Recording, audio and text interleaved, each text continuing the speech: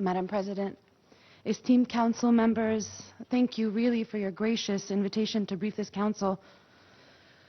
I'm here as a humanitarian to speak today as Oxfam Global Humanitarian Policy Lead. I bear witness to what Oxfam's colleagues, local partners, and communities in Gaza share daily. Palestinians are being denied the basic conditions to survive. I speak also as a Palestinian mother from Jerusalem, living in the West Bank. My husband's family is trapped in Gaza. For years, my son knows his family through separation, forcible displacement, and loss. And I share this not because my story is exceptional, but because it reflects a wider Palestinian reality. Gaza is not separate from Jerusalem or the West Bank. It is governed by the same system of Israel's unlawful occupation. A system that regulates and denies movement, restricts crossings, threatens homes, divides families like mine. We cannot travel freely. And Gaza is where that system reaches its most devastating expression. Madam President, the humanitarian emergency in Gaza continues. The ceasefire is failing. Israeli forces continue to kill Palestinians, 3 this morning in an airstrike. Gaza is being carved up again with more of its entire population squeezed into a shrinking fraction of the Strip. Civilians remain trapped, displaced, hungry, and unprotected. Peace cannot be measured by declarations. It must be measured by whether people can live, whether parents can feed their children, families can sleep without fear, and people can access clean water, and whether patients receive medical care and communities rebuild. This council knows the devastation. You have been briefed for almost 3 years. Knowledge is not the issue. Action is.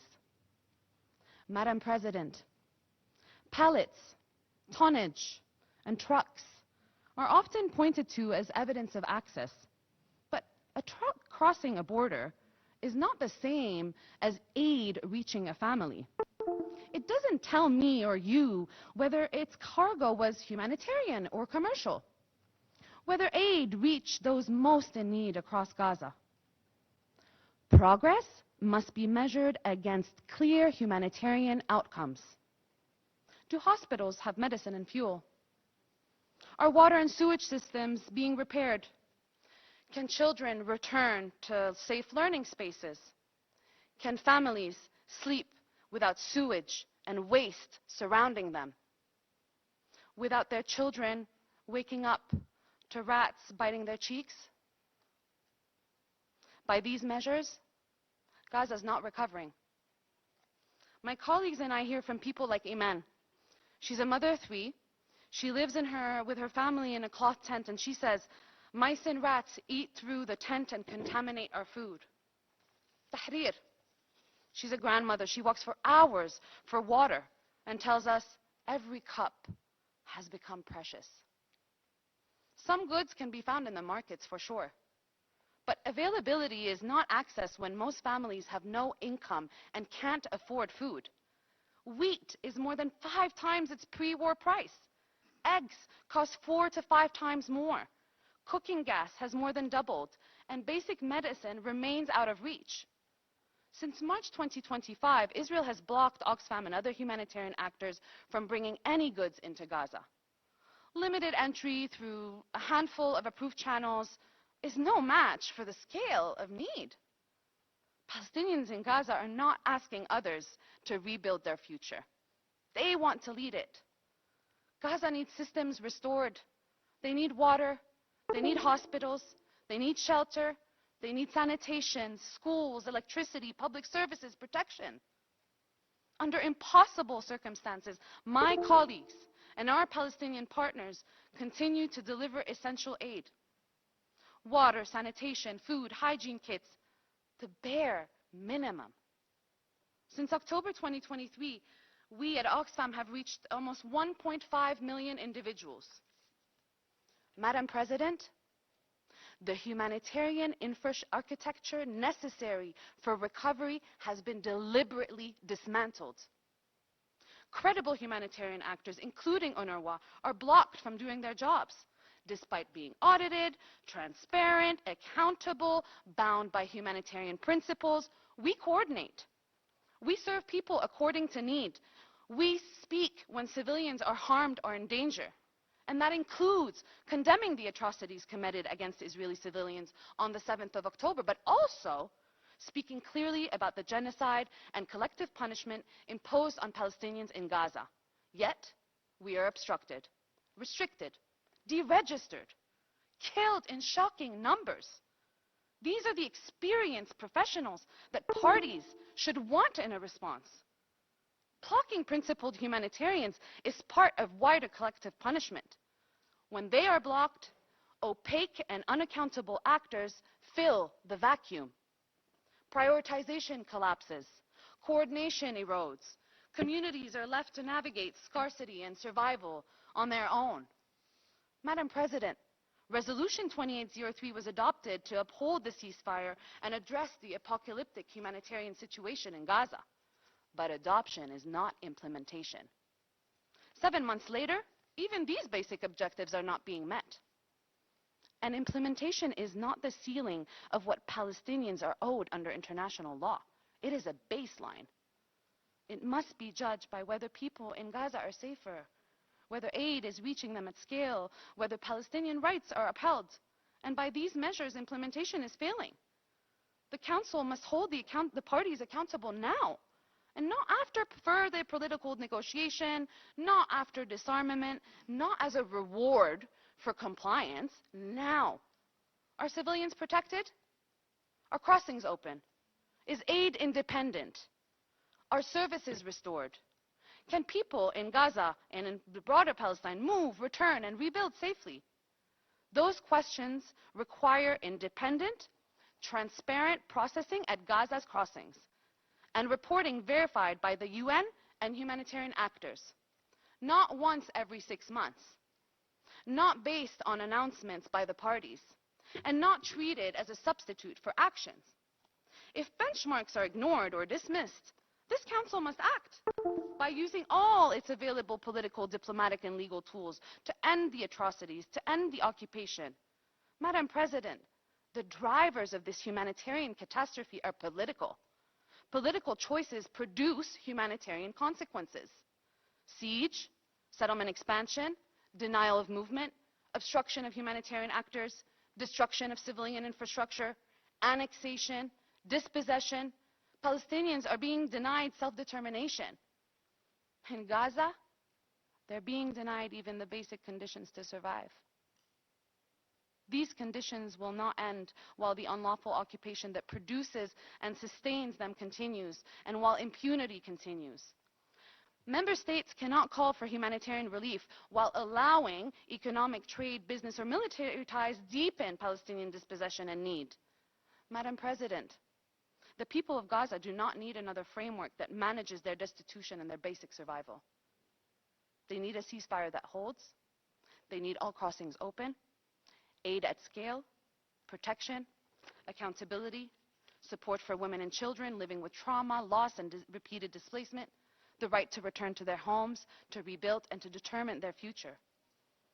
On July 3rd, we will mark 1,000 days of this war. This month also marks 19 years of Israel's siege on Gaza. Palestinian voices must not only be heard, they must be centered in every decision about Gaza's future. Our lives and futures are too often shaped in rooms where we are absent. States must uphold international humanitarian law, the ICJ provisional measures, the ICJ advisory opinion, and the commitments made through the New York Declaration. They must protect civilians and humanitarian workers. They must secure access and ensure that their trade, business, and military ties are not sustaining further violations.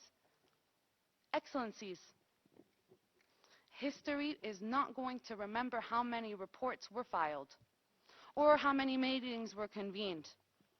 It will judge whether, when confronted with lives and futures being obliterated, this Council acted with urgency, with courage, with humanity. As teams from countries around the world gather here to play football, Palestinians are asking for something far more basic: to live, to move, to return, to rebuild, to see our children not having to risk their lives to kick a ball, to see our children simply survive another day. We must be protected, and these atrocities must be stopped. But people in Gaza cannot wait for some future reckoning. They're trapped in the present, surviving it or being killed in it. The choice is yours.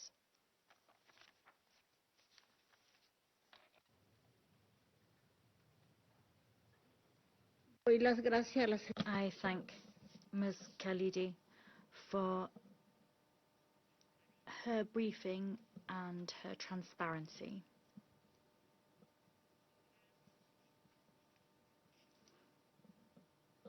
I now give the floor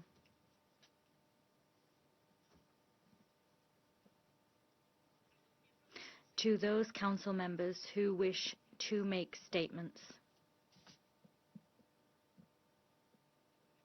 I give the floor to the representative of Bahrain. Madam President, the Kingdom of Bahrain appreciates the prompt response to the request to convene this meeting. We extend our thanks to Mr. Tom Fletcher, Under Secretary General for Humanitarian Affairs, and to Ms. Bushra Khalidi, Oxfam Head of Humanitarian Policy, for their briefings, which reflected the extremely sensitive conditions in Gaza. The troubling scenes in Gaza, where 2 million innocent people live under the weight of extreme deprivation, are far removed not only from the voice of the Security Council and from the aspirations and laws of the international community, but also from the most basic rights that the brotherly Palestinian people aspire to obtain, including the right to live in security, peace, and prosperity.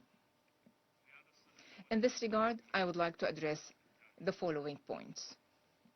First, the Kingdom of Bahrain renews its call to adhere to the discourse of peace and to build on the positive steps that have been achieved in a way that enhances the prospects of reaching a just, comprehensive, and lasting solution.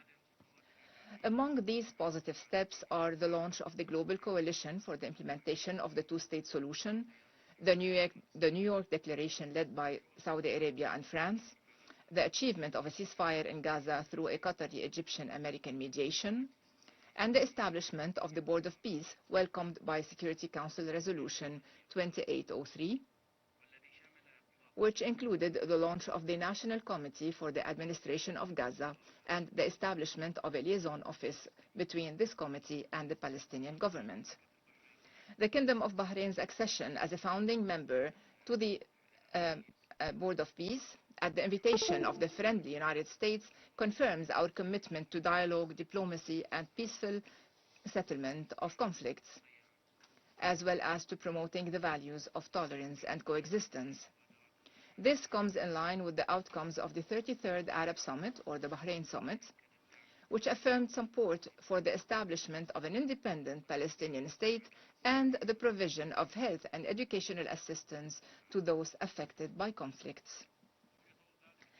In light of the above, Bahrain stresses the need to adhere to the comprehensive plan through the full implementation of the ceasefire, the entry of a humanitarian and relief aid at scale and in a sustainable manner, and transitioning to the second phase of the plan. The Kingdom of Bahrain also urges coordination among international initiatives related to the Palestinian issue in order to maximize benefits for the brotherly Palestinian people. Second, in reference to the alarming information presented in the briefings, the situation on the ground in Gaza threatens to reverse progress and to undermine the achievements made. Gaza continues to suffer from insecurity owing to the ongoing strikes, which leads to a continued displacement amid a lack of adequate basic services, limited humanitarian aid, scarcity of water resources, and ongoing risks to public health. We also note UN reports dated 15th of June confirming indications of military expansion west of what is known as the Yellow Line in Gaza. Accordingly, the Kingdom of Bahrain refers to paragraph 3 of Security Council Resolution 2803, which emphasizes the importance of fully resuming the entry of humanitarian aid into Gaza in cooperation with the Board of Peace, and also points to item 16 of the comprehensive plan. Third, it is not possible to address what is happening in Gaza in isolation from the developments in the West Bank, which is witnessing unprecedented tension due to the escalating settlement activity, to violence by settlers, to restrictions on Islamic and Christian holy sites, to forced displacement, and other developments that hinder progress achieved through various peace efforts. Accordingly, the Kingdom of Bahrain calls for adhering to the path of peace and to relevant international resolutions, as well as compliance with all legal and humanitarian obligations in this regard. In conclusion, the Kingdom of Bahrain reaffirms that the success of any genuine path towards peace in the region begins with realizing an independent, sovereign Palestinian state on the 4th of June 1967 borders, with East Jerusalem as its capital, living side by side with the State of Israel on the basis of the two-state solution in accordance with international law, the Arab Peace Initiative, and relevant international legitimacy resolutions, in addition to empowering the brotherly Palestinian people to obtain their legitimate rights, thereby creating a more stable, open, and integrated regional environment. Thank you, President.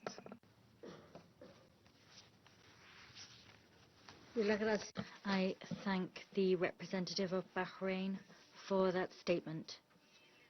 I now give the floor to the Democratic Republic of the Congo. You have the floor. Merci, Madame la Présidente. Thank you, Madam President. The Democratic Republic of the Congo wishes to thank you for having convened this meeting dedicated to the humanitarian situation in the Gaza Strip. My delegation wishes to thank the Undersecretary General for Humanitarian Affairs, Tom Fletcher, as well as Madam Bushra Khalidi, Head of Humanitarian Policy of Oxfam International, for their comprehensive briefings. Madam President, the Democratic Republic of the Congo remains gravely concerned by the persistent deterioration of the humanitarian situation in Gaza. Despite the diplomatic efforts that have been initiated, realities on the ground reflect a situation of extreme fragility. The ongoing nature of hostilities continues to expose civilians to unbearable human losses and devastation of infrastructure, which is vital for their survival. As the humanitarian space shrinks, access to the most vulnerable becomes increasingly difficult, and the needs of these people continue to grow at the same time. The recurrent closures of crossing points gravely compromises delivery of humanitarian assistance and basic needs deliveries. Restrictions which continue to obstruct humanitarian operations are exacerbating an already critical situation and are compounding the vulnerability of millions of civilians.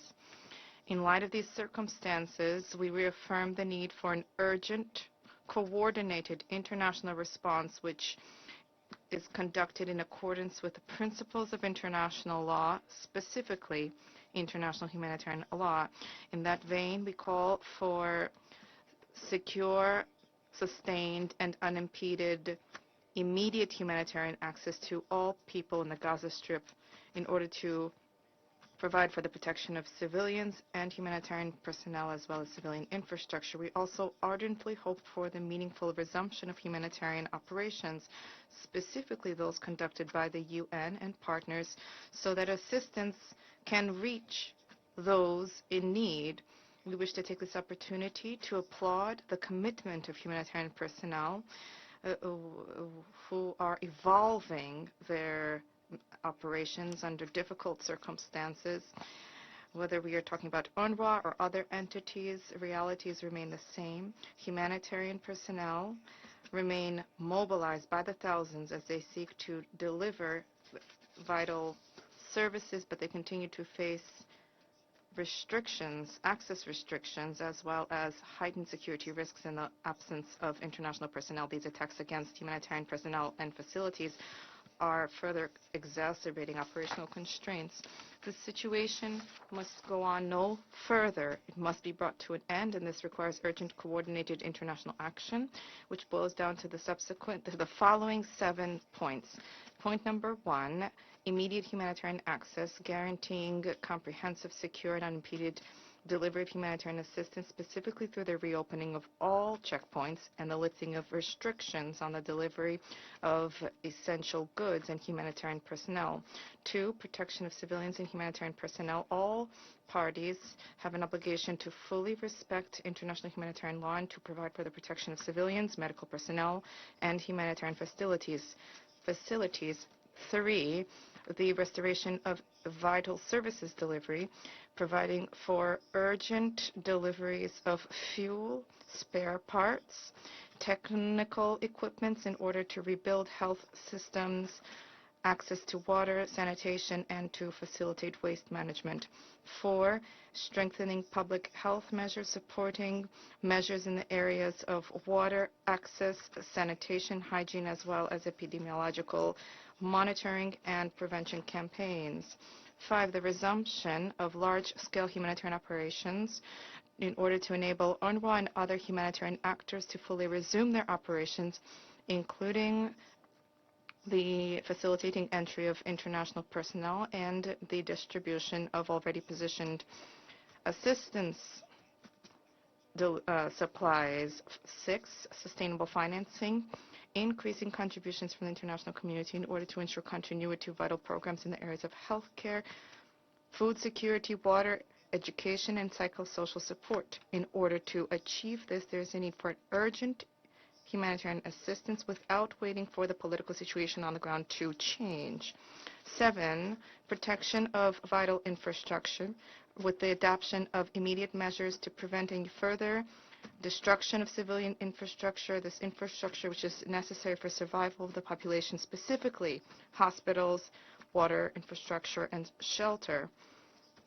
Madam President, without immediate action, the collapse of basic services and persistent restrictions to humanitarian assistance are liable to result in an even greater disaster. The international community has an obligation to act decisively in order to alleviate the plight of civilians and to shoulder collective responsibility for the protection of civilians.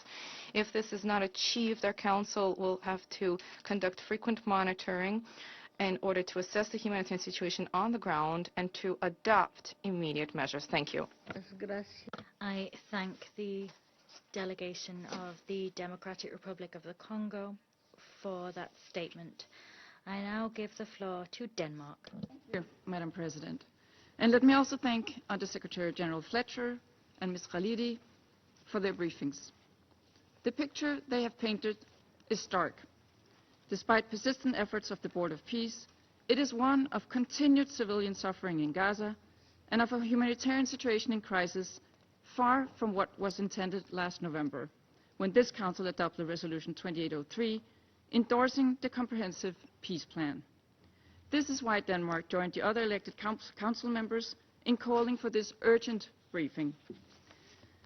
Madam President, in this context, and while we continue to expect progress on other aspects of the peace plan, in particular the urgent need to disarm Hamas and ensure that Hamas has no future role in Gaza, allow me to make 2 points. First, on access. The parties to the conflict must deliver on the commitment of the comprehensive peace plan, which include, and I quote, "Upon the acceptance of this agreement, full aid will be immediately sent into the Gaza Strip, At a minimum, aid quantities will be consistent with what was included in the January 19, 2025 agreement regarding humanitarian aid, including the rehabilitation of infrastructure, water, electricity and sewage, rehabilitation of hospitals and bakeries, and entry of necessary equipment to remove rubble and open roads." End of quote. Unfortunately, the reality on the ground is inconsistent with these commitments. Aid entering Gaza has remained largely insufficient, both in quantity and in quality, despite nearly the entire population depending on life-saving services. Humanitarian access has remained inconsistent, restricted, and below agreed commitments, while restrictions on commercial access have been partially eased. Much as what enters through commercial channels is neither sufficient nor appropriate to meet the large-scale humanitarian needs. Crucially, commercial goods do not measure up to a principal needs-based humanitarian response that reaches the most vulnerable. Oil, fuel, generators, spare parts, temporary shelters, medicine, wash supplies, and other essential items continue to be severely restricted by Israel.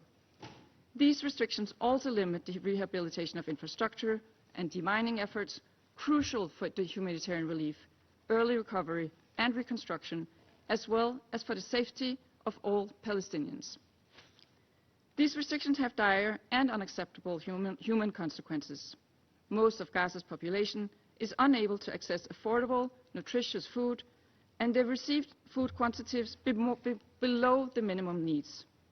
Most are without sufficient clean water and live without proper shelters, sanitation and sewage system, exposing them to pests and infections, leading to a rise in disease rates.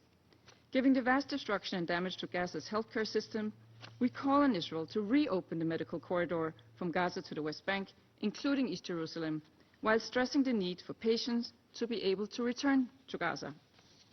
Madam President, it is clear that we are very far from the target we set 7 months ago.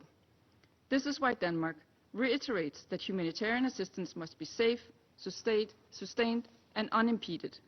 It cannot be conditional, and it must never be used as a bargaining chip. The UN and its humanitarian partners are able and ready to scale up humanitarian operations if only allowed to do so. We call on Israel to lift the unreasonable level of restrictions on items designated as dual use and to open all crossings. We must also shift away from counting trucks towards an improved and verifiable humanitarian benchmark that indicate the actual relief provided to the civilians of Gaza. Madam President, my second point relates to the brave people working day and night to deliver humanitarian aid and our commitment to support them in working without interference and in safety. As highlighted by OCHA, protection risks persist, and a sustained ceasefire is the single most important enabler of humanitarian aid and early recovery. Humanitarian workers, medical personnel, and civilians must be protected in accordance with international humanitarian law. The Comprehensive Peace Plan clearly states that entry and distribution of aid should proceed without interference from the two parties, that it should be done through the UN and its agencies, the Red Crescent, in addition to other international institutions not associated in any manner with either party. Denmark is alarmed by Israel's decision to deregister international NGOs.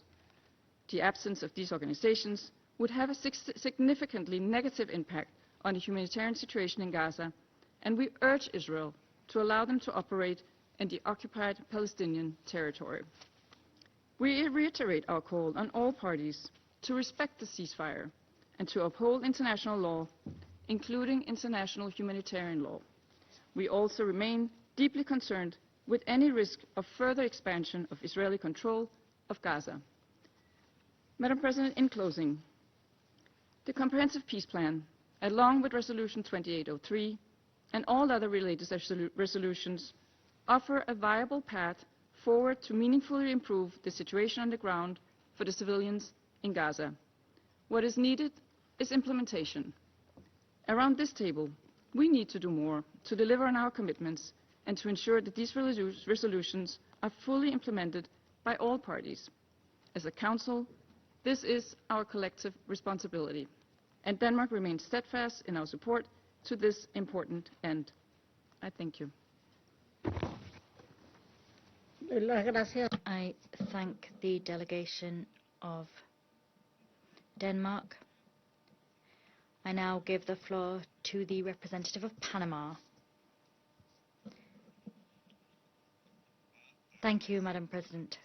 Panama is grateful for the convening of this emergency meeting and for the information provided by Mr. Tom Fletcher, Under Secretary General for OCHA, and Ms. Bushra Khalidi, Head of Humanitarian Policy at Oxfam International, Civil Society Representative. We recognize and value the fact that the ceasefire of October 2025 and subsequent efforts supported by this Council through the Resolution 2803 of 2025 have made it possible to partially meet some of the most urgent needs of the civilian population and facilitate greater access of humanitarian assistance to Gaza. However, the undeniable progress that has been made continue to fall short of need on some fronts when we compare it to the extent of the protracted crisis whose effects persist on the ground.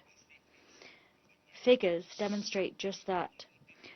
In the last 8 months of the ceasefire, 981 people have been killed and more than 3,100 have been wounded. That is the equivalent, on average, to almost 4 people killed and more than 12 wounded every day. Nobody should lose their life in attempting to access food, water, or medical care, or be targeted by intimidation, reprisals, or violence, simply because of expressing their opinions or for calling for dignified living conditions for themselves or their families. Panama reiterates that the protection of civilians must continue to be an absolute priority and that all parties must fully respect their obligations pursuant to international law, including international humanitarian law. Moreover, we insist on the need to guarantee full, safe, rapid, and unfettered humanitarian access. Vital assistance must reach those who need it at the scale required and in a sustained fashion. Ensuring that that is a goal achieved involves preserving the conditions that allow United Nations agencies and other agencies to continue to do their work and to maintain the crucial services on which the civilian population depends. As a result of the devastating violence, more than 70% of Gaza's people now depend on water transported by tanker trucks to meet their basic needs. This reality lays bare the extent to which the minimum conditions required for dignified life have deteriorated. The positive fuel and other essential inputs continue to limit the capacity of hospitals, health facilities and humanitarian organizations to maintain their operations in place, and that is having direct consequences for millions of people. The crisis is also imperiling the future of an entire generation. Thousands of children and young people continue to face difficulties to regularly access education, and while at the same time, constraints on access to health and protection services continues to make them ever more vulnerable. Every day that elapses without these opportunities being granted is a loss that the future of Gaza will be hard-placed to recover from.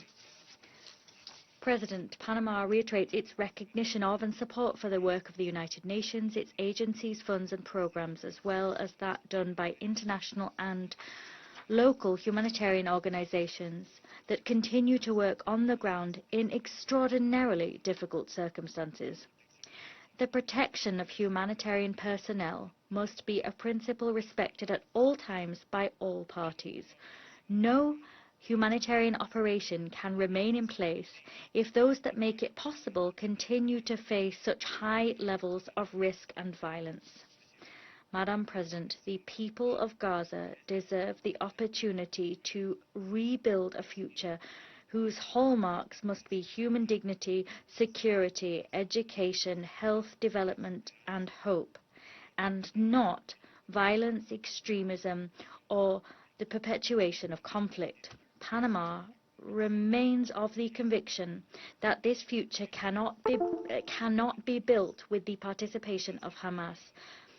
Comprehensive, just and lasting peace in Gaza can only be built on the foundation of a reformed and unified Palestinian government committed to the well-being of its people and to building a climate of security and stability which will allow Palestinians and Israelis to look towards the future with hope, free of fear and of violence.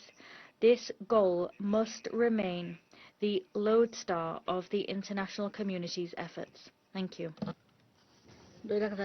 I thank the delegate of Panama for that statement. I now give the floor to the representative of Latvia.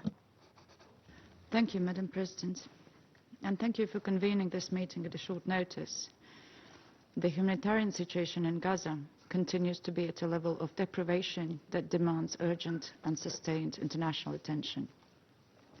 And I thank Under-Secretary General Tom Fletcher for his informative briefing.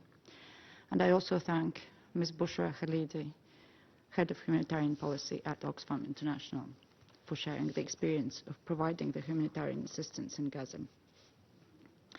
I would like to use this opportunity to commend the vital work of the UN agencies and international humanitarian partners for their tireless work as they continue operating under extremely difficult conditions in Gaza and elsewhere in the world.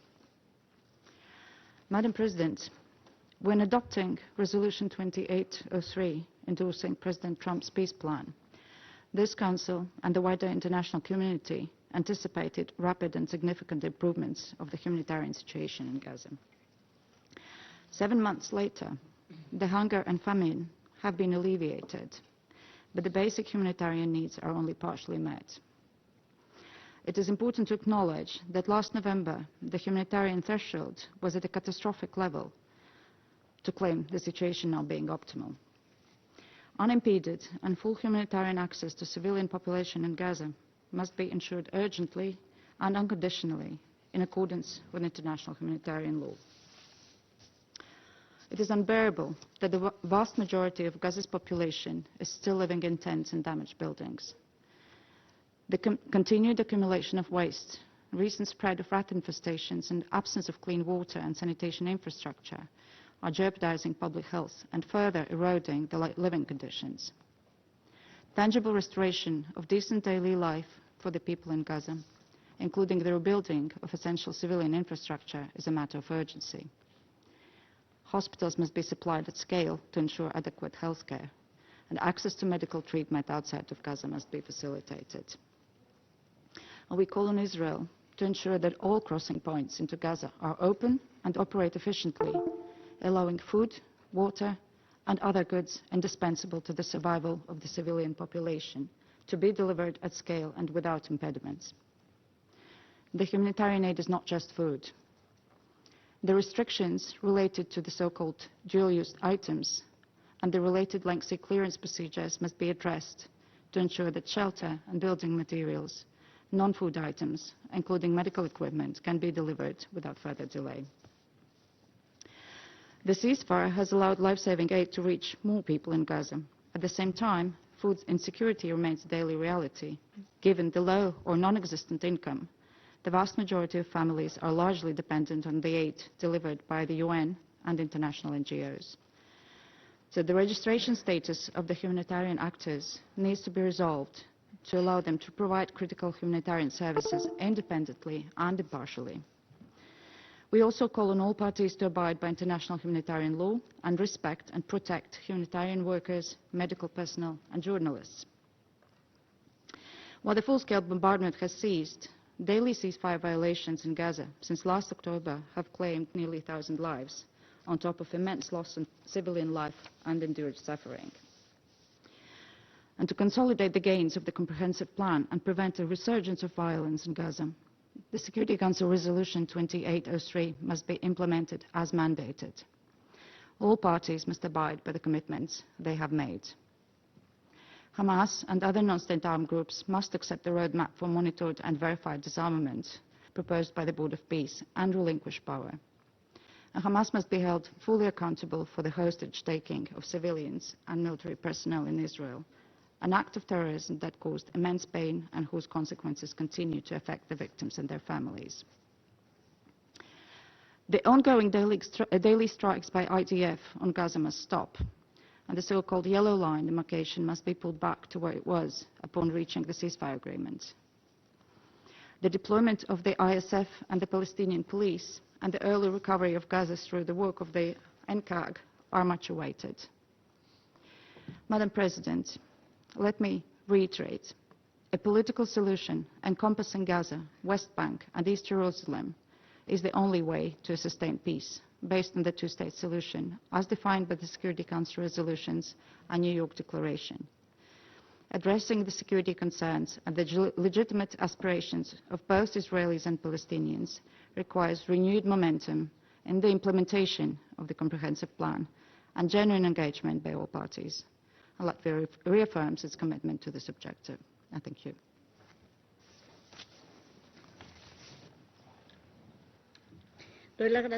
I thank the representative of Latvia for that statement.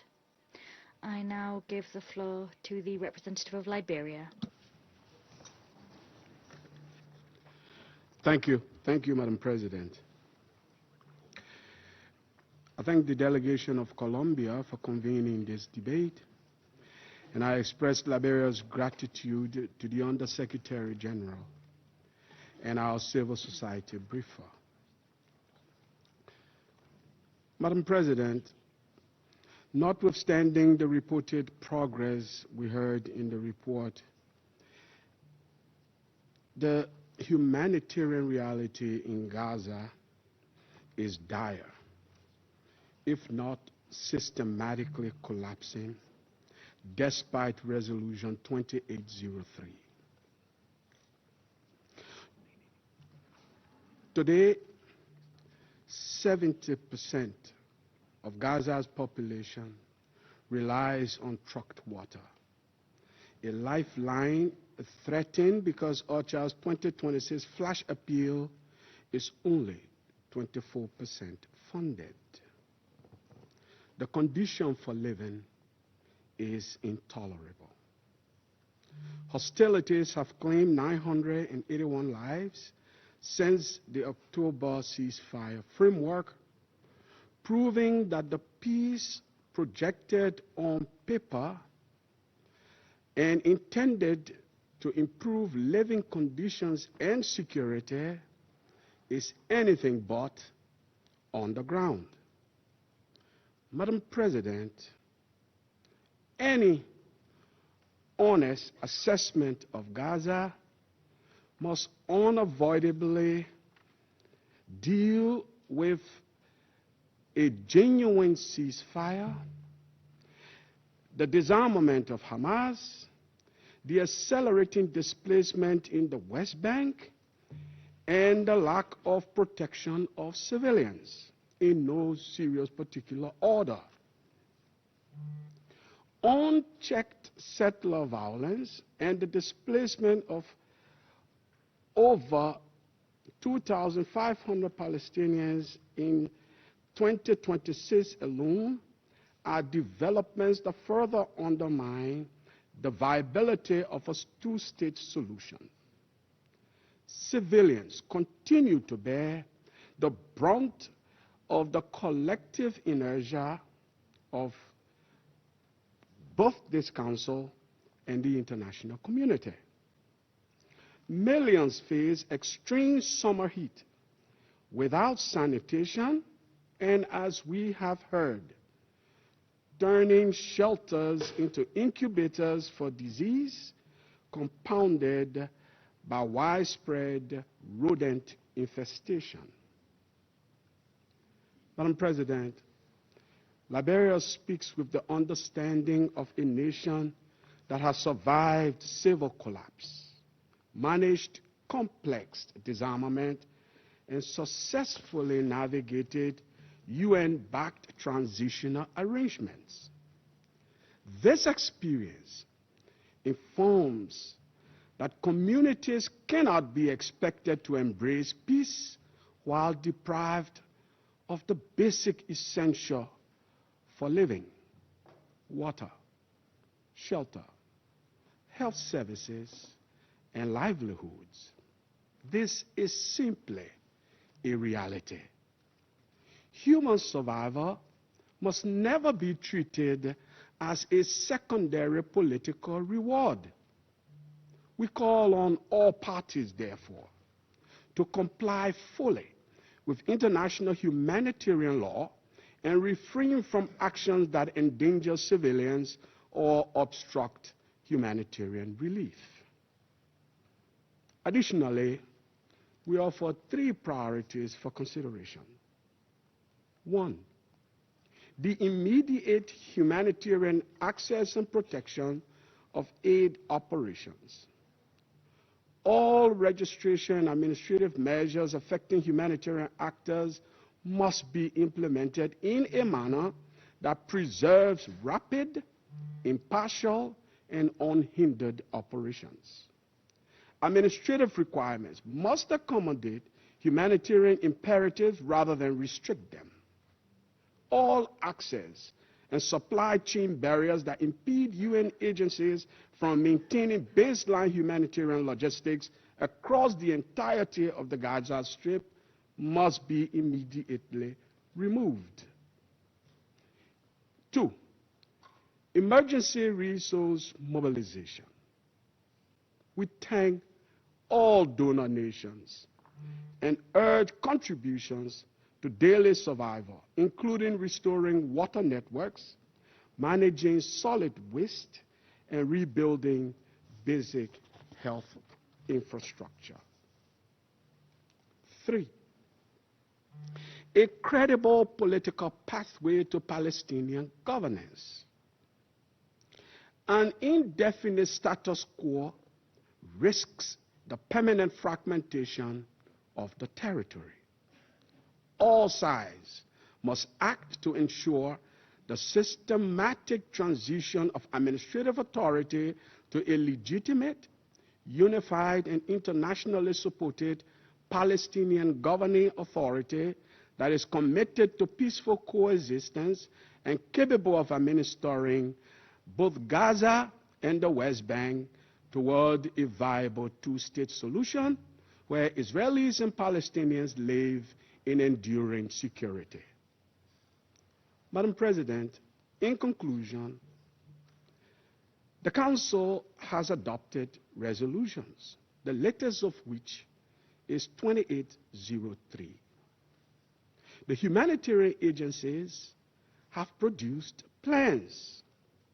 What is absent is, as we heard from the civil society briefer and many before her, implementation. Led by the determination of this Council, the international community must give effect to the commitments all parties, including the international community, have already made, especially in the implementation of Resolution 2803. We emphasize all sides must fulfill their obligations fully under Resolution 2803. In the face of the ongoing visible human suffering, we cannot choose to look away. We must not look away. I thank you for your kind attention. I thank the representative of Liberia for that statement. I now give the floor to Greece. I wish to thank Undersecretary General Tom Fletcher for his briefing, as well as Busra Khalidi, the Global Humanitarian Policy Lead of Oxfam, for her testimony. As highlighted today, while some improvement is noted following the Comprehensive Peace Plan and Security Council Resolution 2803, the humanitarian track continues to fall short of what the situation demands. While it is positive that Gaza is not in the state of famine, humanitarian actors report that the aid entering Gaza is insufficient, while food of high nutritional value is scarce. The restrictions imposed on dual-use items also create a significant negative externality. All this as medical evacuation and health care services to thousands of patients need to be urgently provided.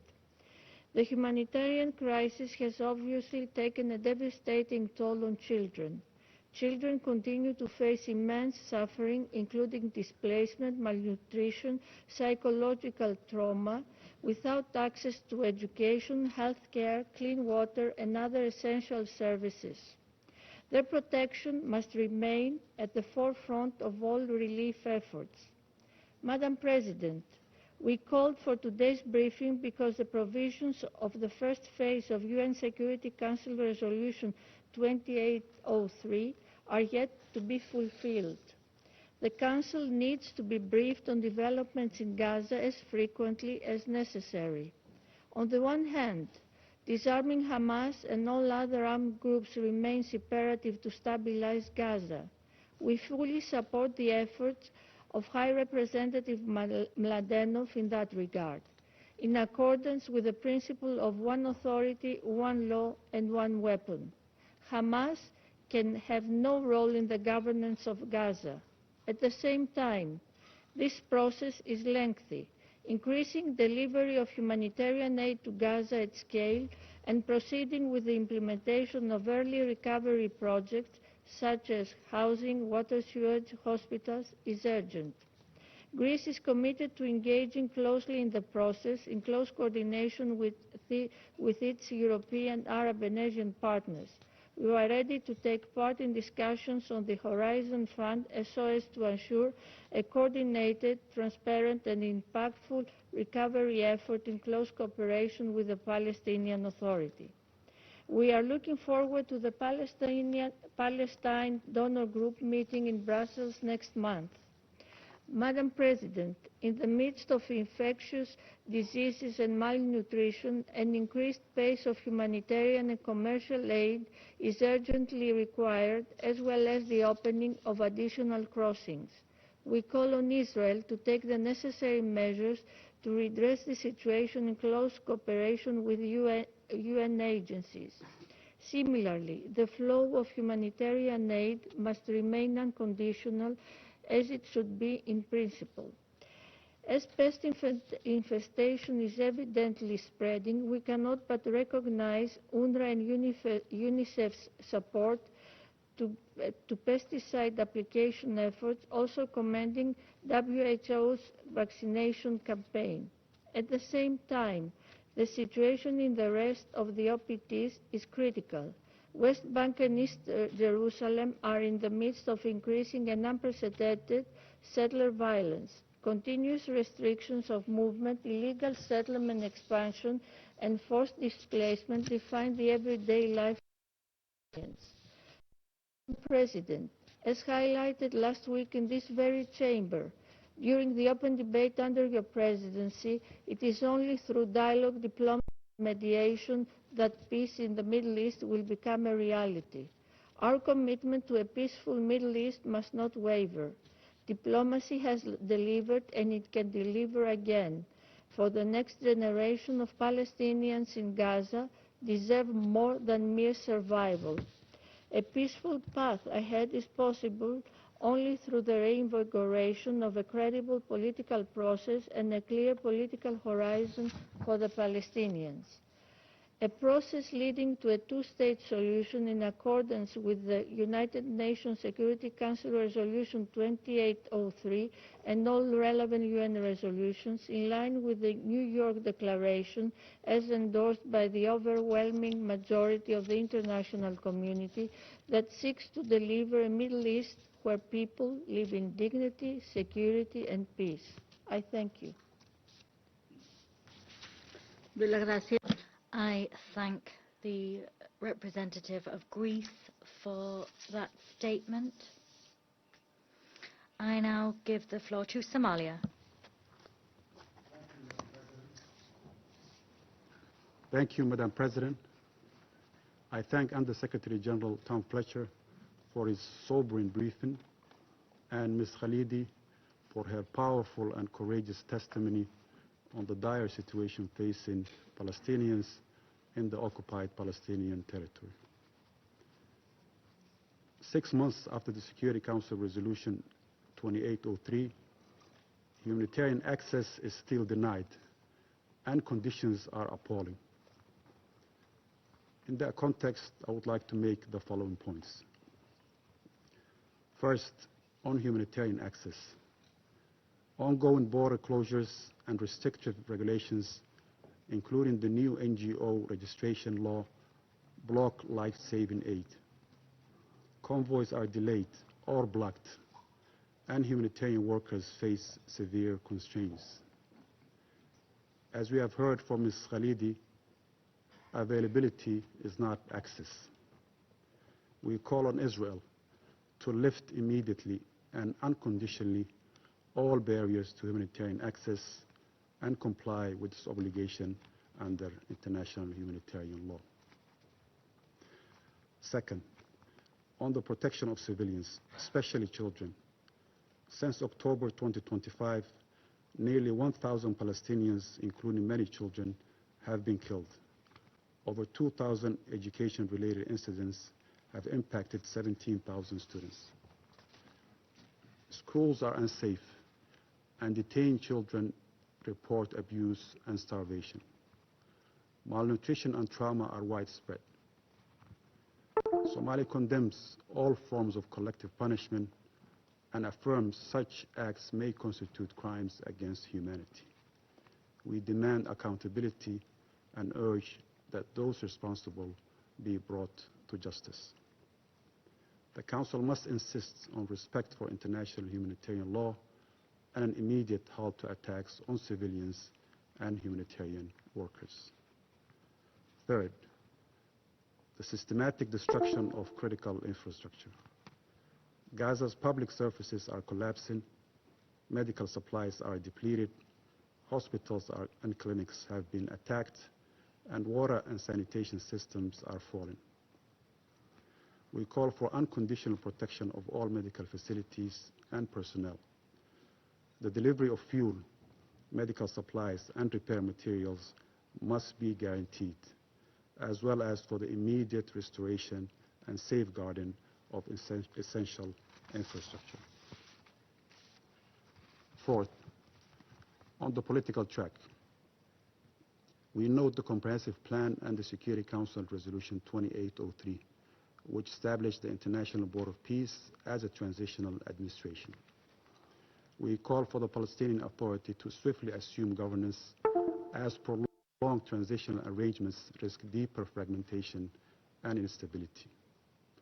We are deeply concerned by the continued withholding of Palestinian tax revenues, which undermine the authority's ability to provide services and worsen the crisis. We urge the immediate release of all withheld revenues to empower legitimate governance. Additionally, we reject the recent escalation of settler violence and terror in the West Bank, including Israeli settlers' arson attack on the mosque in West Bank villages this Wednesday, and the desecration of the Grand Mosque in Jiljiliya with Hebrew graffiti. These attacks are part of a surge since Gaza war began in 2023, and they violate the sanctity of religious sites and international law. Such unilateral and illegal measures fuel instability and violence. We hold Israel as the occupying power responsible and call on the international community to demand an end to escalation, settler violence, and to hold perpetrators accountable. The expansion of Israeli military control, now up to 70% of Gaza, undermines the prospects for reunification and peace. There must be a clear timeline for legitimate Palestinian governance, end the violence and collective punishment, and renew diplomatic efforts for a just and lasting peace. In conclusion, Madam President, Somalia reaffirms that upholding international law, including humanitarian law and international humanitarian and human rights law, are non-negotiable. The ongoing suffering in Gaza and the West Bank must end, and all those violations must be held accountable. Only by ending the long-standing occupation and a sovereign Palestinian state with Al-Quds al-Sharif as its capital can peace and justice be achieved. The time for decisive action is now. Silence is not. I thank you. I thank the representative of Somalia for that statement. I now give the floor to the representative of Pakistan. Thank you, Madam President. Let me also thank Under-Secretary General Tom Fletcher for his briefing, and I also appreciate the intervention by Ms. Bushra Khalidi from Oxfam. Madam President, this is an important meeting, and the Council needs to keep the situation in Gaza under close watch. As we have heard, Gaza remains in a perilous state. Despite the endorsement of the comprehensive plan and subsequent adoption of Security Council Resolution 2803, ceasefire violations continue and the humanitarian crisis in Gaza remains acute. Civilians continue to endure immense hardship marked by killings, deprivation, displacement, and an uncertain future. The Board of Peace has undertaken important efforts, and as reported, humanitarian indicators have shown progress compared to the pre-ceasefire period. However, these gains are overshadowed by the reality that nearly 2 million people still face in terms of dire conditions in Gaza. The efforts of the Board of Peace, the United Nations, and the international non-governmental organizations are all being undermined by the unlawful actions of the occupation authorities. President, the figures are deeply disturbing. Over 90% of Gaza's population is displaced, and only half of the hospitals are partly functional. Acute hunger affects hundreds of thousands. Daily meals have dropped from 1.5 million to 678,000, a reduction of over 50%. Overcrowding and poor sanitation are fueling disease outbreaks. More than 1 million children face displacement, malnutrition, and no access to health care or education. That is endangering an entire generation.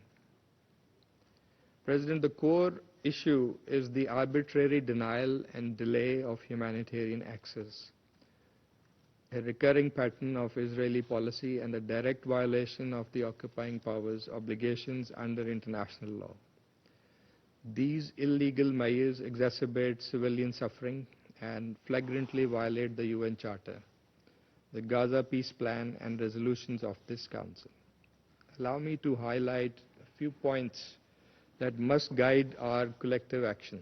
First, immediate, unhindered, and unimpeded humanitarian access must be guaranteed.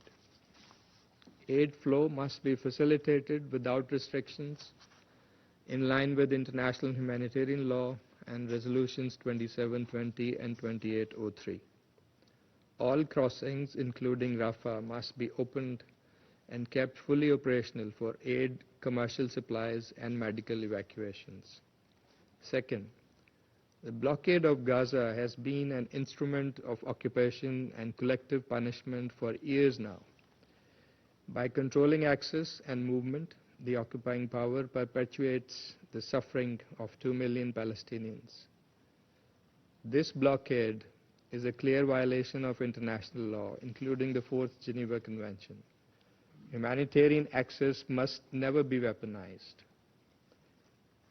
and this blockade must be lifted immediately. Third, humanitarian assistance must be unconditional. While political efforts continue, aid delivery must not be contingent on political considerations or sequencing. The comprehensive plan clearly stipulates that assistance throughout Gaza should proceed through the UN and its agencies without interference. Fourthly, the arbitrary classification of humanitarian items as dual use must cease. Such lists must not be opaque, subjective, or used to block essential goods. Fifth, critical funding shortfalls must be urgently addressed. The UN 2026 flash appeal remains only about 12% funded. The establishment of the Gaza Reconstruction and Development Fund and the mobilization of $17 billion in reconstruction pledges are welcome. We urge the swift mobilization of the required financial resources to bridge the funding gap. Sixth, UNRWA's role is indispensable. Israeli measures targeting UNRWA are illegal and undermine vital assistance. UNRWA's mandate, repeatedly reaffirmed by UN resolutions, must be implemented fully, safely, and without obstruction. Seventh, Israeli attacks on humanitarian and medical personnel must cease immediately, and any unlawful detention must end. Madam President, the people of Gaza face unspeakable hardship, yet their survival reflects extraordinary resilience. Resolution 2803 must be implemented. This is a point highlighted by other Council colleagues. This resolution must be fully implemented and lead to concrete steps towards a permanent ceasefire, unhindered humanitarian access, immediate reconstruction without conditional delays, and a credible, time-bound political process for Palestinian self-determination. We must also not forget the West Bank, where the situation is deteriorating amid escalating settler violence, displacement, and the continued expansion of illegal settlements. The group of 8 Arab Islamic countries, to which Pakistan also belongs, has issued a joint statement earlier today on the situation in West Bank. Madam President, ultimately, the solution, political solution to these humanitarian crises and to the core of the Palestinian question lies in ending the occupation and establishing a sovereign, independent, and contiguous state of Palestine on pre-1967 borders and Al-Quds Al-Sharif as its capital. This is the vision, this is the horizon which enjoys broad international consensus, and this is the goal towards which all our efforts must be directed. I thank you. I thank the representative of Pakistan for that statement, and I now give the floor to the representative of China. Thank you, President. China supports the convening of this emergency meeting and thanks USG Mr. Fletcher and Ms. Khalidi for their briefings. The recent easing and de-escalation of the situation in the Middle East is a positive momentum that we hope can be maintained and can become an enabler for resolving other hotspot issues in the region, including that of Gaza. A ceasefire agreement for Gaza was reached last October, but peace did not come as expected in its wake. Instead, death and suffering remains the daily reality in Gaza. The international community should work together to bring the violence in Gaza to a swift end, improve the humanitarian situation there, and restore lasting peace. I wish to make 4 points. First, a sustained ceasefire and true peace in Gaza and the safety of Gazan civilians are imperative. Gaza is trapped in a plight where ceasefire and low-intensity attacks coexist, and innocent lives are being robbed daily. Since the conclusion of the ceasefire deal, Israeli military operations have claimed nearly 1,000 lives. We are deeply concerned by Israel's continued expansion of military occupation, the extension of the Yellow Line zone, and worse, its threats to control 70% of Gaza's territory. Lasting security cannot be achieved through the use of force, which would only create more obstacles to peace. We call on the parties, especially Israel, to fully comply with the ceasefire agreement and halt any reckless violations of the ceasefire. Countries with significant influence over the parties should act more proactively and vigorously to push for a sustained ceasefire. Second, it is essential to fully expand humanitarian access to Gaza to ease the humanitarian crisis there. Israel's draconian restrictions are keeping over 2 million people in Gaza trapped in what amounts to an open-air prison. Minimum conditions for survival, such as sufficient food, clean drinking water, and stable shelter, remain luxuries out of reach for the Gazans. The healthcare conditions in Gaza are deteriorating further, with shortages of medicine and fuel pushing the medical system to the brink of collapse, while sewage and overcrowding are breeding and spreading infectious diseases. Humanitarian access must not be weaponized, and the arbitrary and reflexive closure of crossings only intensifies the collective punishment. We urge Israel to fulfill its obligations under international humanitarian law, lift its restrictions on humanitarian supplies, keep all crossings fully open, and guarantee the delivery of badly needed food, medicine, fuel, and shelter materials and units to Gaza. Third, it is essential to ensure that humanitarian agencies can operate as mandated without impediment to safeguard the lifelines of Gaza. These agencies prop up a bridge of life for Gaza's population, with UNRWA being the backbone of humanitarian operations in Gaza. For some time now, the agency has been subjected to continuous attacks and suppression by Israel. Over 390 of its staff members have been killed in Gaza. Recently, Israel introduced a new registration policy for international NGOs, which will severely impact and hamper humanitarian operations in Gaza. Israel should stop suppressing UNRWA, support and protect the work of the agency and other humanitarian actors in Gaza, and ensure the safe, uncomplicated and unimpeded delivery of humanitarian aid. Fourth, it is essential to advance post-war arrangements in Gaza steadily and appropriately and implement the two-state solution. Gaza is the homeland of the Palestinian people.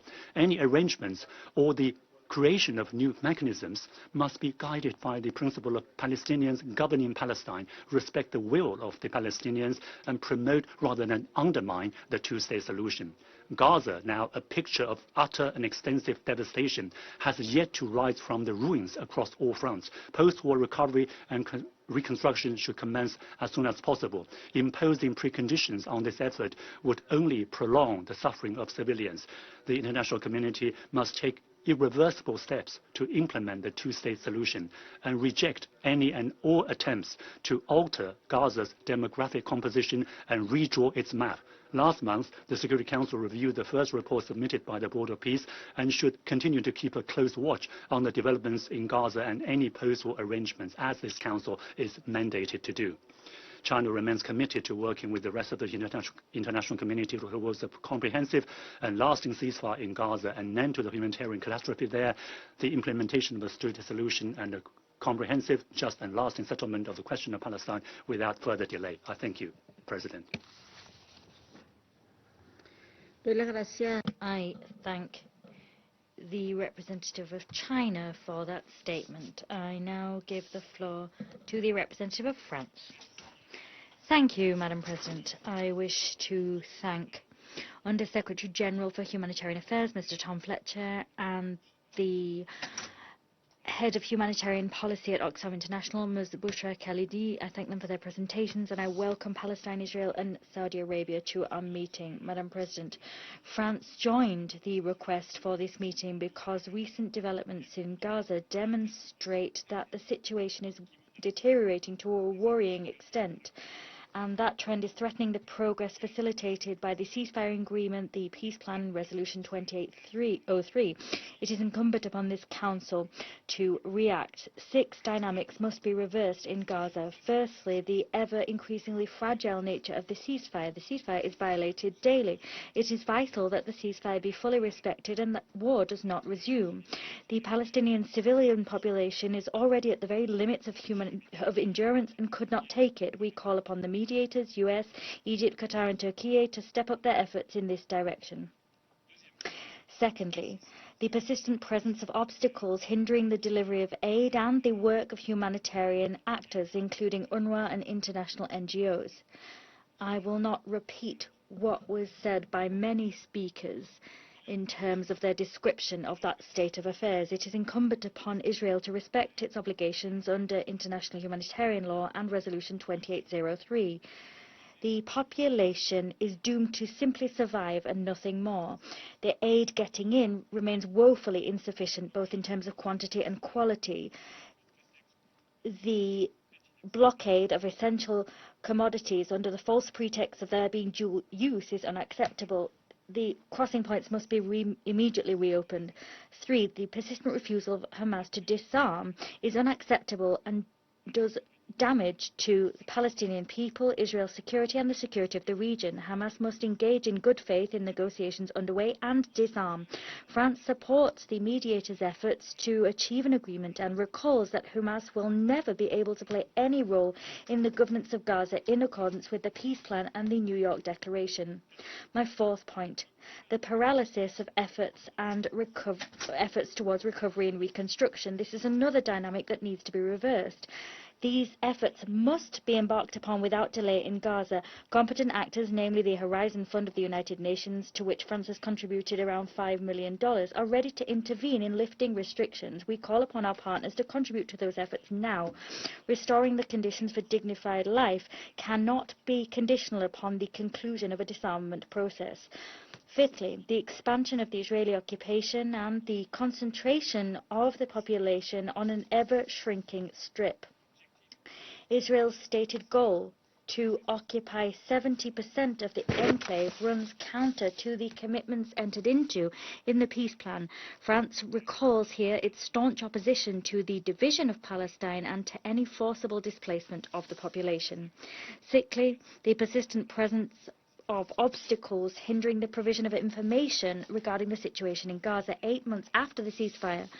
Nothing can justify Israel's refusal to allow international journalists and foreign diplomats into the enclave. President, France calls upon this Council and parties to step up efforts to reverse these trends seen on the ground and to fully implement Resolution 2803. It is vital to build on the first phase of the plan and to allow the second stage to take shape. That involves the deployment of the National Committee for the Administration of Gaza and the return of a reformed Palestinian Authority. It also involves the deployment of the International Stabilization Force and the Palestinian Police Force. It involves the disarmament of Hamas and Israel's withdrawal. The worrying situation, Madam President, in the West Bank cannot be ignored. We have a collective responsibility to staunchly oppose the intensification of settlement activity and to put an end to impunity currently shrouding settler violence. Project E1 is a grave threat to the territorial contiguity of Palestine and is part of a dynamic of de facto annexation that we reject. France will continue to strive for the two-state solution in accordance with the New York Declaration. It is in this spirit that on the 12th of June in Paris we held an event bringing together Israel and Palestinian civil society. That event demonstrated that another path forward is possible, that of peace and mutual recognition. My mission will submit to the Secretary General and Member States a letter summarizing the conclusions of that event. I thank you.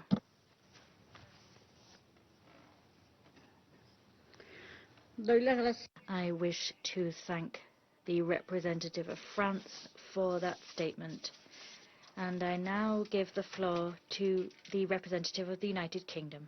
Thank you, President. I thank Under-Secretary General Fletcher and Ms. Khalidi for their powerful briefing today. President, last November, this Council adopted Resolution 2803, endorsing President Trump's comprehensive plan to end the Gaza conflict. This provided a historic opportunity to achieve lasting peace. And as USG Fletcher's briefing set out, there has been some progress since then on the humanitarian front and in the return of all hostages. But Mr. Fletcher and Ms. Khalidi also provided us with a stark reminder that the promise of this plan has not yet been realised, and urgent action is needed by both sides to fulfil their commitments and get implementation back on track. So I'll highlight three priorities. First, as we heard today, the humanitarian situation in Gaza remains dire. Ongoing violations of the ceasefire are reported to have killed over 1,000 Palestinians since October. Repeated displacement, unsanitary conditions, and inadequate access to medical care have left children and families exposed to disease, too malnourished to fight infection. And yet Israel continues to apply dual-use restrictions to block essential items, while also limiting aid delivery to a single crossing, creating congestion and further delay. Resolution 2803 is clear. There must be full resumption of humanitarian aid immediately, including rehabilitation of civilian infrastructure. The January 2025 ceasefire showed what can be delivered when there is political will. That level of delivery must now be restored in line with the comprehensive plan. We urge Israel to fulfill its commitments under international law and immediately remove unjustifiable restrictions on humanitarian access. It is also vital that the UN, including UNRWA, and international NGOs, are able to operate safely and at scale to deliver their essential work in line with international humanitarian law. Second, we need renewed momentum on security arrangements and a political transition in Gaza. Hamas must fulfill its commitments under the comprehensive plan to decommission its weapons and dismantle military and terrorist infrastructure. The UK supports a phased and verified decommissioning process alongside deployment of an international stabilisation force, training of a Palestinian police force, and a sequenced IDF withdrawal. But let me be clear. Israel's obligation to facilitate humanitarian access is not conditional on Hamas's disarmament. Humanitarian assistance must never be used as a political lever. This is one of the basic tenets of international law. Third, stability in the West Bank is essential to any lasting peace. Yet violence against civilians is increasing to unprecedented levels. We're horrified by footage of Israeli forces killing a 7-month-old baby in Hebron on the 5th of June. Israel must take action to ensure the perpetrators face accountability. Such acts of violence, alongside continued displacement and the withholding of Palestinian Authority revenues of over $5 billion, undermine the comprehensive plan. This must stop. President, now is the time to move decisively towards peace. Last week, alongside Australia and Canada, we announced a new international peace fund for Israel and Palestine to reinvigorate these efforts. The United Kingdom remains committed to working with partners to lay the foundations for a different future, based on peaceful coexistence between two sovereign and secure states. I thank you.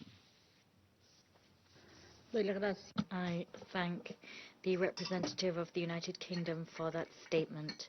I now give the floor to the Russian Federation. Madam President, we are grateful to the Undersecretary General of the United Nations, Mr. Tom Fletcher, for the comprehensive assessments of the humanitarian situation in the Gaza Strip. We listened attentively to the statement delivered by the civil society representative, Madam Bushra Khalidi. What we have heard confirms the obvious. In the Gaza Strip, we are talking about a deteriorating humanitarian catastrophe.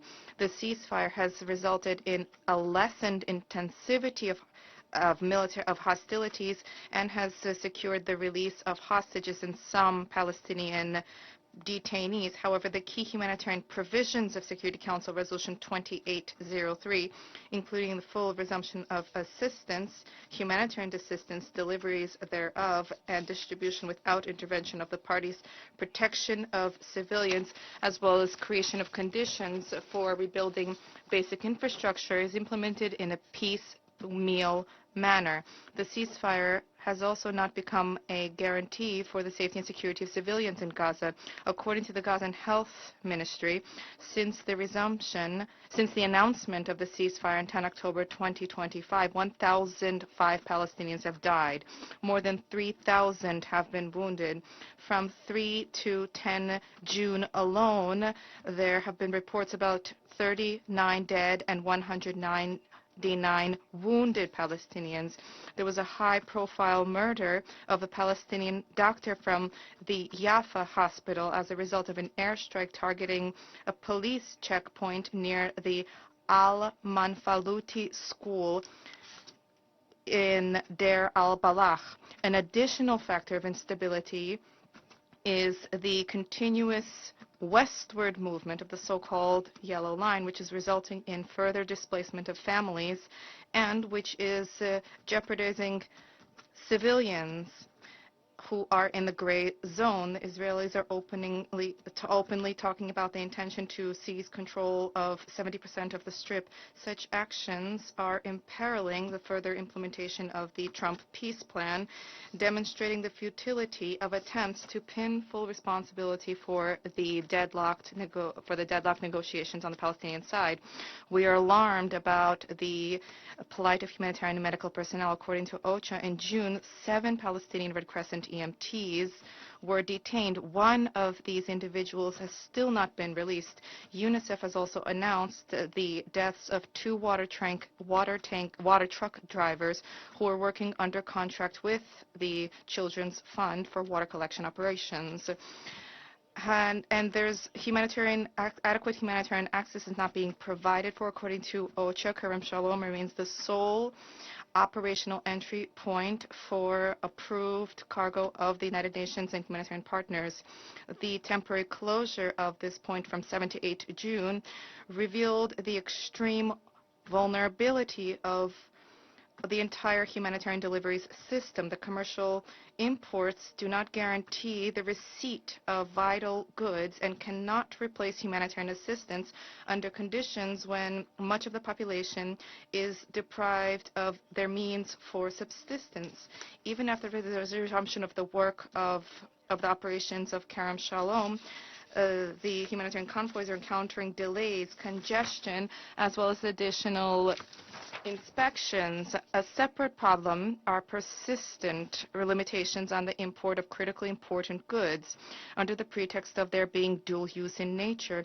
Banned items include, and these are key for survival. These banned items include those necessary for basic survival: medical equipment, tents, blankets, sleeping bags, diapers, crutches, and wheelchairs. Access to water and food is a daily problem for the residents of Gaza. According to OCHA, the main drinking water source for more than 70% of the population is water truck deliveries, which depend on fuel, security of roads, and financing. The food situation is also dire.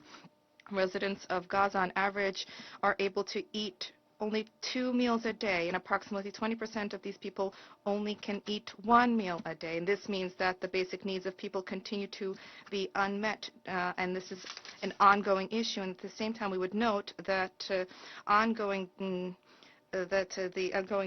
deliveries, the difficulties in access. And in this context, the World Food Program has reported that in May, truck traffic to Palestine has increased, and this has resulted in a slowdown in growth of prices in local markets. The healthcare situation remains critical. Not a single fully operational hospital is left standing in Gaza. There are major obstructions, and they are persistent for medical evacuations, including for oncology patients, for children, for patients with severe trauma. And against this backdrop, the spread of disease due to overcrowding is an issue, as is the shortage of drinking water due to the devastation of the sanitation infrastructure, which generates risks of further worsening of the epidemiological situation.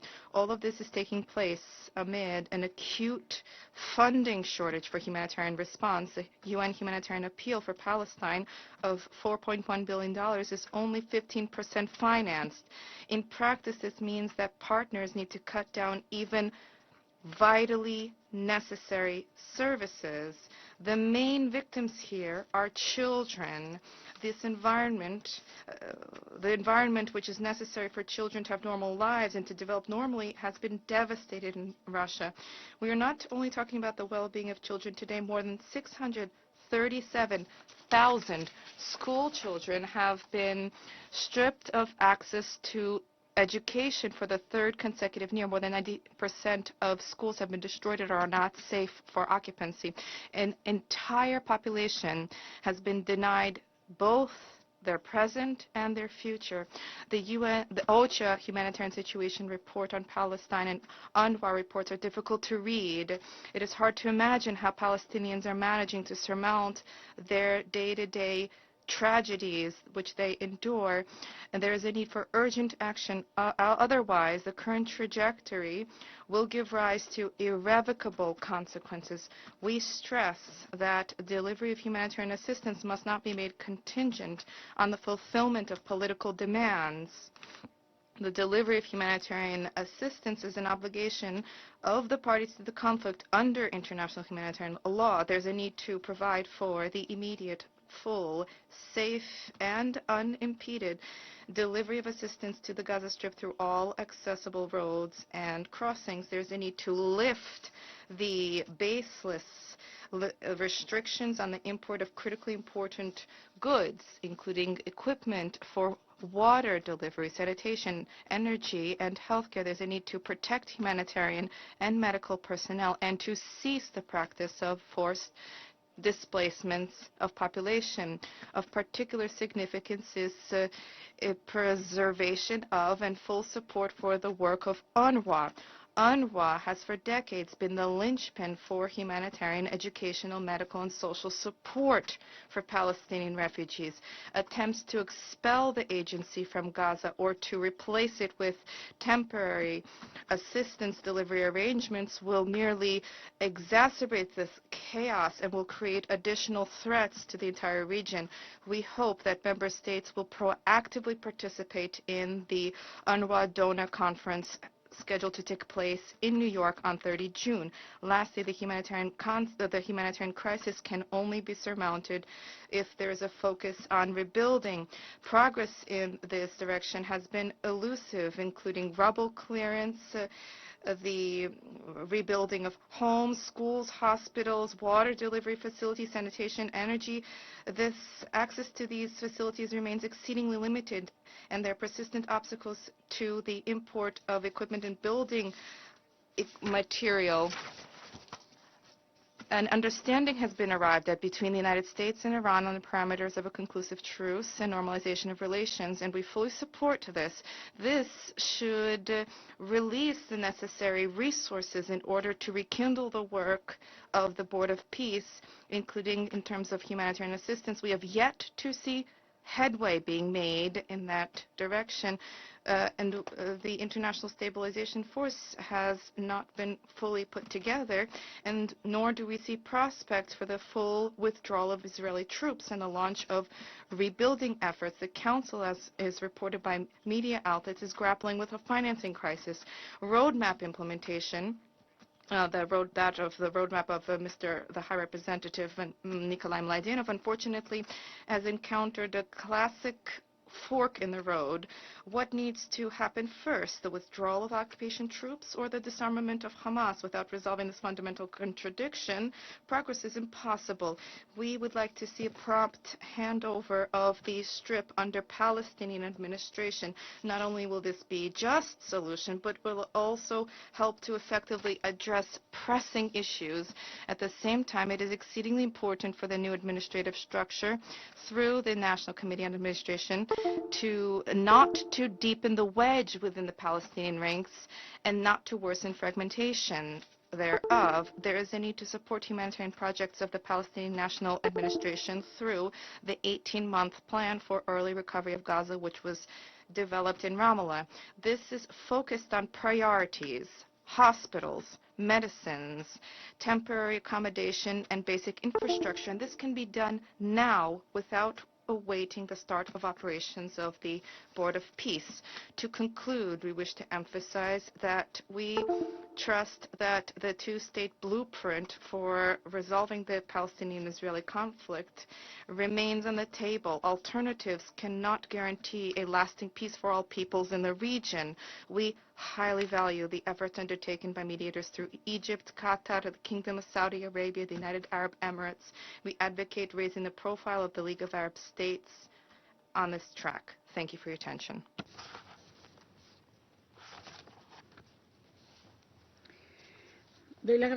I thank the representative of the Russian Federation for that statement. I now give the floor to the representative of the United States. Thank you, Madam President. And thank you to our briefers for this important discussion. The United States remains fully committed to working in close partnership with Israel, Arab nations, and other partners to bring peace and prosperity to the region. The United States applauds the accomplishments that the Board of Peace has made over recent months, including the steps that have already been taken to establish the Office of the High Representative, the International Stabilization Force, and the National Committee for the Administration of Gaza. Furthermore, we are committed to continuing all efforts to increase humanitarian assistance flowing into Gaza.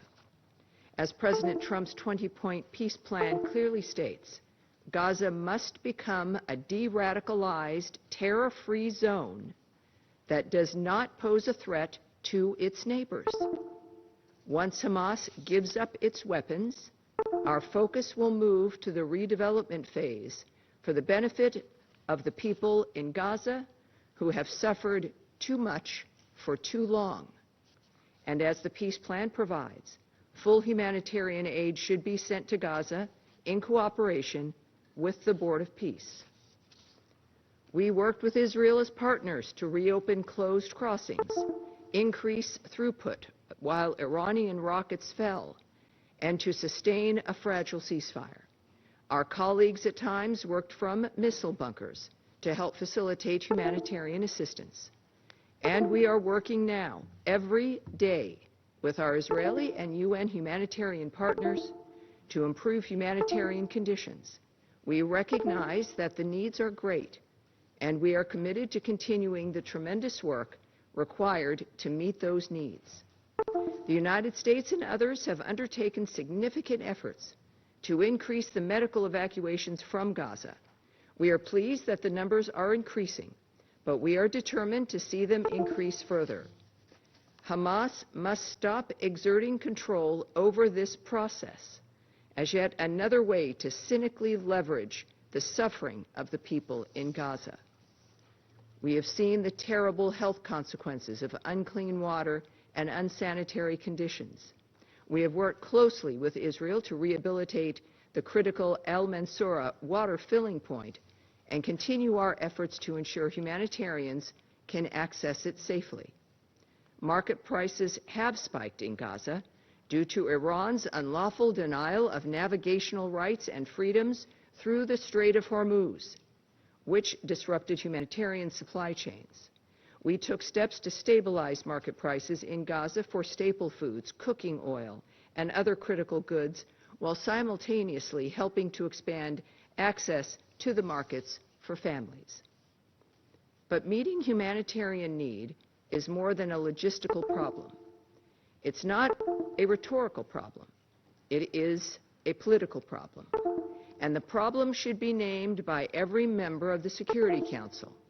The problem is a terrorist group that is holding the population of Gaza hostage, hoping they can escape from their own commitment to disarm.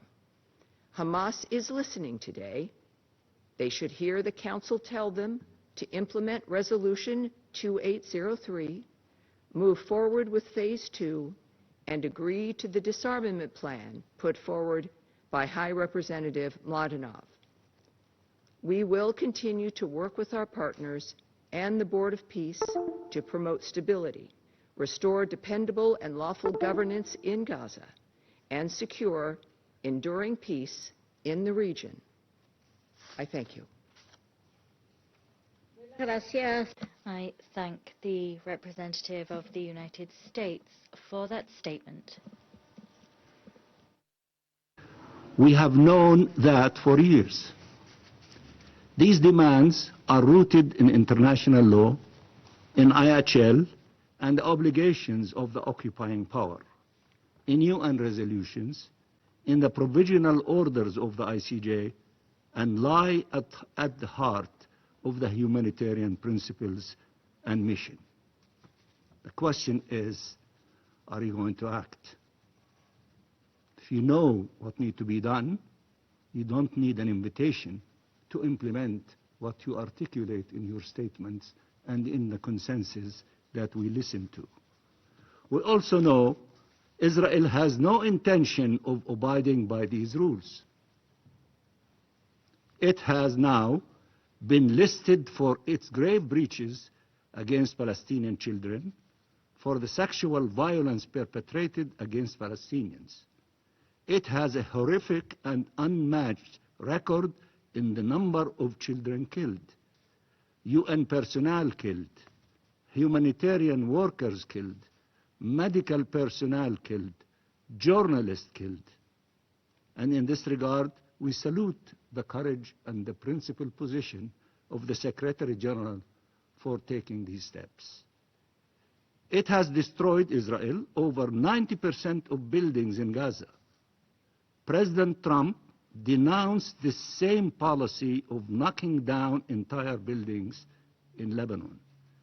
It destroyed the hospitals and the schools and denied electricity, water, and waste management, and starved an entire civilian population. And facing criticism from its unlawful actions, it prefers to attack the critics rather than end its grave breaches. We have seen it in Israel's decision to end contacts with the UN Secretary General a few weeks ago, and today with the EU High Representative. So unfortunately, trying to reason with this Israeli government will clearly not work.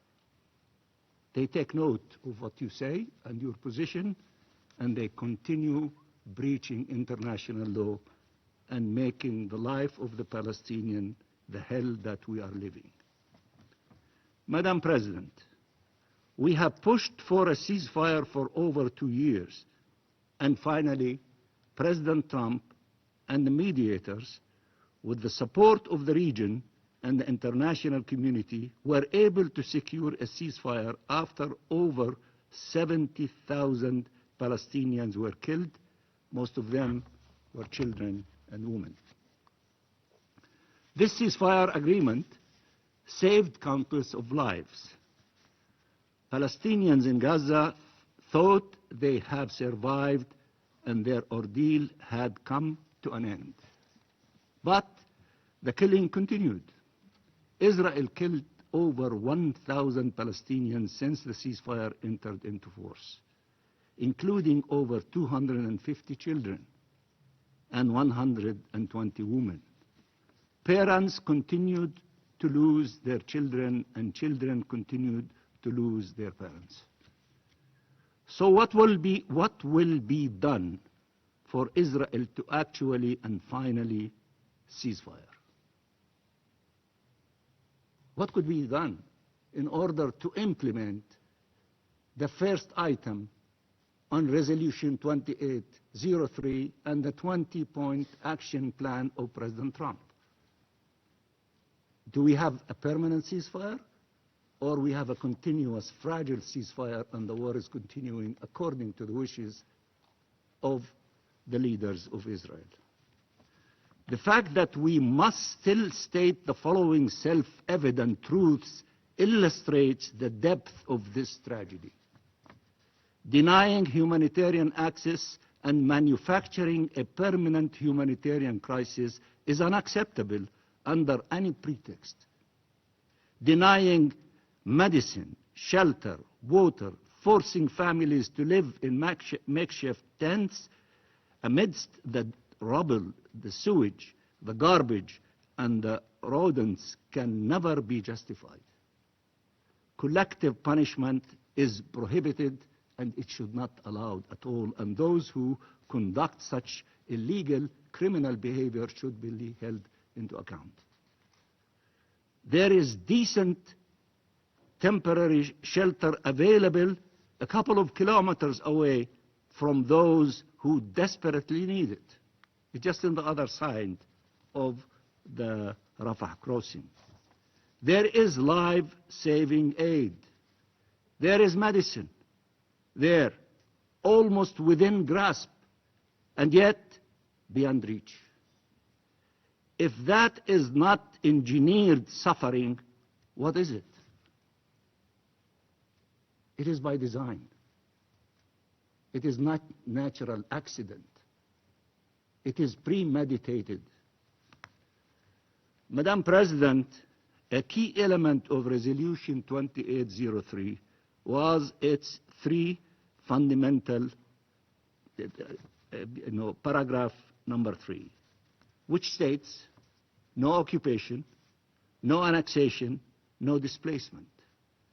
Israel leaders cannot stop themselves from confessing publicly. These remain their goals. Starting from Netanyahu himself, who gleefully ordered his army to annex 70% of Gaza before a cheering audience. The humanitarian catastrophe is being prolonged to achieve these goals: displace the people and annex the land. Displace the people and annex the land. Goals that are being pursued in Gaza and the West Bank, including East Jerusalem. Madam President, this taunting and tormenting of 2 million Palestinians has to stop. Israel does not have a right of life and death over them, over us. Nor can they continue living in this hell until Israel feels it is enough. Everything Israel does is to make Gaza unlivable. The United States, the United Nations, third states, and third parties should not be in a constant negotiation with Israel over getting life-saving assistance to those who desperately need it. A negotiation in which every step forward is undermined by endless conditions, delays, and procedural obstacles. Madam President, allow me at the end to remind everyone who are speaking of 2 million people who have endured an atrocious assault and a genocide for 3 years, including 1 million children. Many with life-altering injuries, all having lost family members they could not mourn, all displaced, countless of them having experienced starvation. 1 in every 4 Palestinian children in Gaza is still projected to face acute malnutrition this year. Our people are being denied even the most elementary health care, education, access to water, and sanitation. These are people. We are people. These are families. These are lives. These are children. They thought they were saved. They are still barely surviving. There is no excuse for this manufactured human catastrophe. Ending it should be unconditional. Should be unconditional.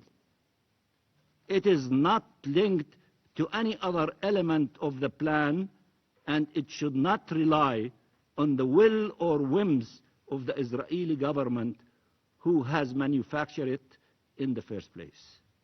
It is an international responsibility.